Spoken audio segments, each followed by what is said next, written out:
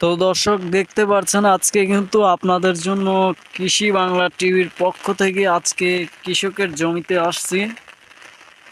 তো এটা কিন্তু ধানের জমি দেখতেই পাচ্ছেন, এগুলো কিন্তু ধানের জমি, কারণ এখন ধানের সিজন, তো তাই সবাই ধান লাগাইছে।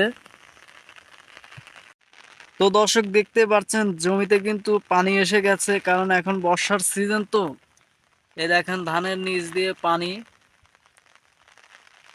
কি সুন্দর ধান হয়েছে দেখতে পাচ্ছেন। তো ছোট চারা কিন্তু বড় হয়ে গেছে। তো ধানের কিন্তু একটা গুণ, পানি না দিলে কিন্তু ধানটা ভালো করে হয় না।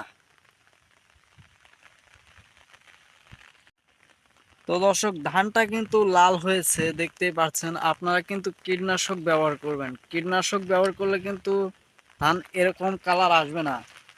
দেখেন প্রত্যেকটা পাতা কিন্তু লাল হয়ে গেছে। তো এরকম কালারের জন্য কিন্তু কীটনাশক ব্যবহার করা অত্যন্ত জরুরি। সাইডে কিন্তু মোটামুটি পাতায় কালার এসে গেছে। তো আপনাদেরকে আর একটা পাতা দেখাচ্ছি, যে ধানের পাতা কিন্তু কালারটা মোটামুটি তেমন নেই। এই দেখেন এখানে কিন্তু ধানটা ঠিকই আছে, ধানের পাতাটা। তো আজকে কিন্তু বৃষ্টি হচ্ছে জন্য আপনাদেরকে ভালো করে ভিডিওটা করে দেখাতে পারছি না, কারণ প্রচুর বৃষ্টি। তো কৃষি বাংলা টিভি ইউটিউব চ্যানেলের ভিডিও ভালো লাগলে চ্যানেলটি সাবস্ক্রাইব করবেন। তো যেটুকু পারলাম সেটুকু আপনাদের দেখালাম।